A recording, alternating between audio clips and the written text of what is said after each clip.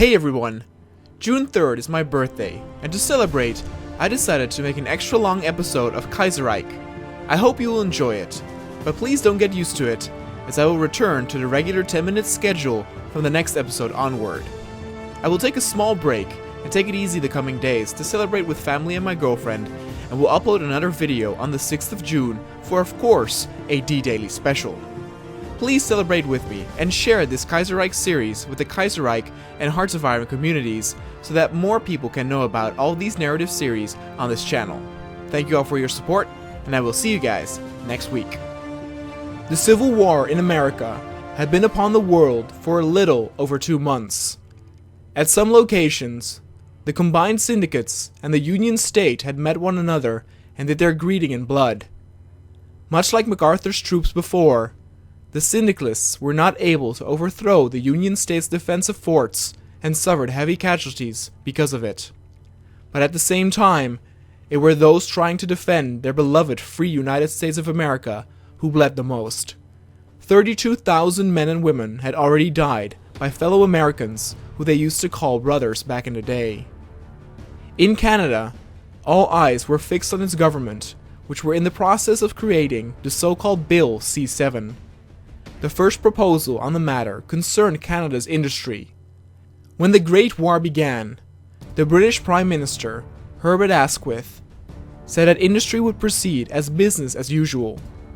The ensuing shell crisis and the difficulty found in equipping the British Army showed that if another war were to start, Canada would need a mobilized war economy. However, most businessmen were not willing to invest in specialized facilities such as heavy bomber factories that such an economy would require. Some conservative MPs were proposing that part of the security bill would include a provision to immediately nationalize such key war industries. While this would not increase the size of Canada's industrial capacity, it would cut down. The next point of discussion was Canada's army. When the revolution succeeded in Britain, it forced Canada to become the senior member of the empire. While Canada was able to seize the West Indies, they were unable to secure the rest of the empire and had to rely on the Australasians to secure a perimeter around their territory. Many regarded this as a result of Canada's small army at that time, and many would like to resurrect the conscription bill. However, the Prime Minister was a liberal in the mold of Sir Wilfrid Laurier and would not lightly allow such a divisive law to be promulgated without intense debate. The Conservatives wanted universal conscription, while the Progressives within the Liberal Party had threatened to leave if the government went ahead. Conscription was deeply unpopular, especially in Quebec. The Prime Minister had declared conscription if necessary, but not necessarily conscription. Edward was faced with a dilemma. A conscription bill could reassure an army for Canada in case they would go to war, something that would not happen for at least another half year. But being well prepared could be a decisive strategy when the time would come. More importantly for the moment was Canada's declining stability, and with the threat of the Progressives to leave, Edward automatically was steered towards declining the conscription. On the bright side, this would increase much needed stability, and the positive consequences could already be felt within the next week. The issue of Canada's domestic security also saw the light. Canada had been able to avoid the bitter class war that engulfed Britain after the Weltkrieg, but conflict between Anglo-Canadians and British exiles was growing. Some of this had led to the development of several groups calling for rapprochement with the Union of Britain. The Tories wanted to crack down on these groups and proposed that a new parliamentary committee be formed with executive power over the Royal Canadian Mounted Police and a new civilian intelligence agency with Conservative MP Robert Magnon as its chairman. Such a committee would be the first of its kind in Canada and would cut back on many civil liberties and union rights.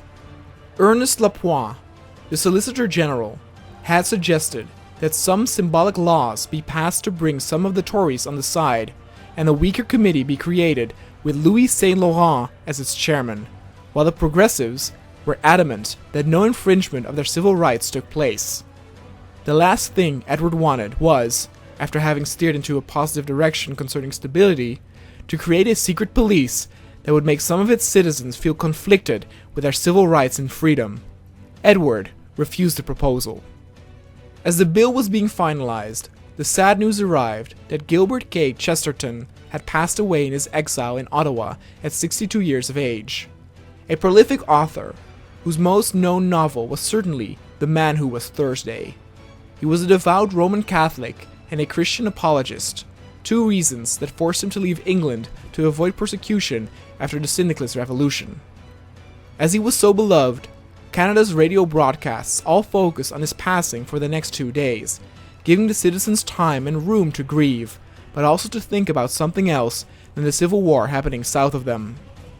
War seemed to once more favor Asia, as the Republic of Korea had taken hold and declared war on the Empire of Japan. Japan would not stand for this, and would attack it from all sides, using its bulking navy as a battering ram to squash them like bugs. Hirohito lashed out hard towards the Koreans, and even vowed that Japanese allies would join the war, meaning that Korea could never stand a chance, and its followers fell victim to following illusions.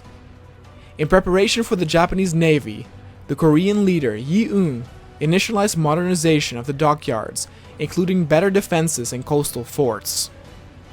The harbor city of Busan would be one of the places coming under heavy fire, but as long as the Koreans could hold this and refrain the Japanese from setting foot on their soil, hopes of winning this war would not go lost. To the west of this conflict, the long-brewing Mongolian War still raged on, with opposing Ma clique standing on its last legs. It could no longer win, but the real question was, how many more needed to die before capitulation? And as this all occurred, the war in America continued, claiming lives and creating widows and single mothers every day.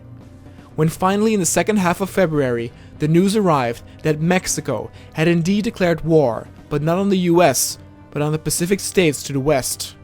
MacArthur sighed of relief when he found out about this, and could continue to focus on the Union and the Syndicalists. With war happening all around, it fueled frustrated spirits in various countries and also unleashed the Romanian Civil War. After the disastrous defeat in the Weltkrieg, the days of the Romanian monarchy were counted. After the death of King Ferdinand I in 1927, the crown went to his grandson Michael, who was soon forced to abdicate and was replaced by a military dictatorship. The autocracy was soon replaced by the nigh totalitarian rule of the Iron Guard. However, many people in Romania, most notably intellectuals, remained sympathetic to the monarchists, especially Ferdinand I's disgraced son Carol. A group of pro-monarchist officers had defected and seized control of Bessarabia and Moldavia as a stage of operations for a monarchist restoration in the country. Romania now fell into a bloody civil war that would rage on for a very long time. Codreanu was prepared for this war. He had started to move towards a militaristic approach many months before, with currently wrapping up his initiated armor effort. Those with a monarchist favor had been launched into modern warfare by Carol, which many hoped would jumpstart them to a position to win over the Iron Guard's forces. In America, Washington was still standing, its soldiers among some of the bravest, repelling attempt after attempt from the traitors. In the West, the US was losing territory to the Union state, but at the same time, Mexico had begun invading the Pacific states. The invasion went slow, which mainly was caused by a narrow front line, making it easy to defend. Frank Merriam, for the moment, was not worried yet, and thought this was an opportunity for the Pacific states to show its worth and power. In Britain, Nicholas E. Gleis continued the forecasted route of making both Scotland and Wales puppeted states, with each government implemented by the Union of Britain in favor of the Internationale. The Romanian Civil War continued in the favor of Codreanu, much to his anticipated plan of action. The Civil War in America had now been going on for more than 3 months, and the soldiers stationed around Washington even managed to win some territory back by expanding to the south. These brave men were given the name Washington's Hope, as their actions gave hope to those still rooting for a US victory. Then news came from Europe that did not involve a war. Since the end of the Austrian occupation during the 1920s, Serbia had officially been a kingdom. They never dared to crown a king, as they were forced to keep a low profile in the light of further Austrian aggression. Petar Bojovic, the regent of Serbia for almost 2 decades and a known royalist, had now decided to restore the monarchy. Alexander II, the son of former King Peter I, had accepted the crown and was today crowned as King of Serbia. This controversial move would likely upset the Austrian and Bulgarian governments. In Asia, Korea was coming down hard on the Japanese, despite Hirohito's heated words. They managed to pull in territory in the north and killed almost 20,000 Japanese, whereas they lost 8,000, a number that was still significant considering their size compared to Japan. By this time, the Civil War in America had turned into a real bloodbath, with the US casualties coming near an astonishing 200,000 at both fronts. The men of Washington's hope were once again pushed back up north, but would not give up so easily, and another push south was already in preparation. With Mexico not being able to push the pace in the war with the Pacific states, Toledano started to invest in infantry for a more powerful army to hopefully create a breakthrough. By the end of March, Wales and Scotland were finally let go in unions for both states. When it came to the Welsh Union, Gleis, who originated from that area, started with immediate political reforms as he wanted to push the importance of this area. He wanted a stoic political system, creating a government that would stand with the Third Internationale and would surely never capitulate. For the Union of Scotland, he had other plans, as he wanted to focus on industry in this region. Back in America, Russian troops had been seen along the Canadian border, arriving to fight for the Syndicalist movement. Then on April 1st, the final draft of Bill C-7 was finally accepted and passed by the House of Lords, albeit after some individual members received rewards and bargaining money in return for their affirmative vote. With the bill passed, the next topic of discussion was of course once again an intervention in the Civil War and possibly coming to the aid of the US. But as before, politics kept getting in the way, as with the current state of Canada's government, this could not be done. Either a Constitution Act needed to be set in stone, or the opposition had to be purged. The fraud process with the House of Lords on passing Bill C-7 was used as the motivation regarding information to the public. The time had come to formalize a constitution for the nation and clearly define the role of the Prime Minister, Parliament, and the Crown in a full independent and democratic Canada.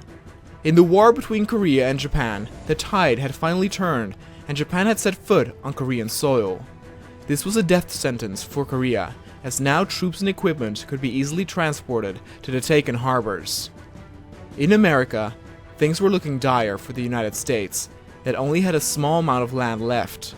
By now, they were no longer in control of most land in the country.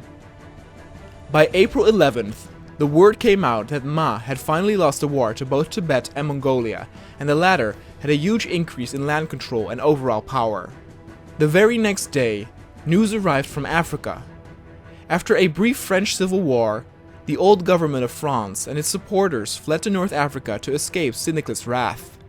There, the nation eventually devolved into a military junta under the line of Verdun Philippe Pétain.